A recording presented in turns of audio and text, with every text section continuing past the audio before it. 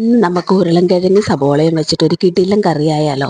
ചോറിനും ചപ്പാത്തിക്കും ഇടിയപ്പത്തിനും അപ്പത്തിനും ഒക്കെ കൂടെ കഴിക്കാൻ പറ്റും കേട്ടോ. അതിന് വേണ്ടിയിട്ട് ഉരുളൻകിഴങ്ങ് സബോള എല്ലാം നല്ല വൃത്തിയായിട്ട് കഴുകി മുറിച്ചെടുക്കുക. കുറച്ച് വെളുത്തുള്ളി പച്ചമുളക് എല്ലാം കൂടെ എടുക്കുക.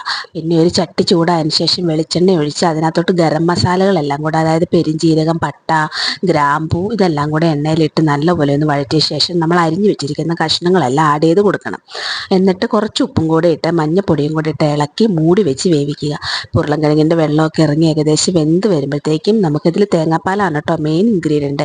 തേങ്ങയുടെ രണ്ടാം പാൽ ഉപയോഗിച്ച് നല്ലപോലെ തിളപ്പിച്ച് വേവിക്കുക. അപ്പോൾ കിഴങ്ങൊക്കെ അതിൽ കിടന്ന് നല്ല സെറ്റായിട്ട് വെന്തിട്ടുണ്ടാവും. കുറച്ച് നേരം ഒന്ന് കുറുകാൻ അനുവദിച്ചതിന് ശേഷം ഒന്നാം പാൽ ആഡ് ചെയ്ത് കൊടുക്കുക. ഒന്നാം പാൽ ആഡ് ചെയ്തതിന് ശേഷം പിന്നെ നമ്മൾ തിളപ്പിക്കേണ്ട കാര്യമില്ല. ജസ്റ്റ് ഒന്ന് ചൂട് കയറി വരുമ്പോൾ ചട്ടി ഓഫാക്കാം കേട്ടോ.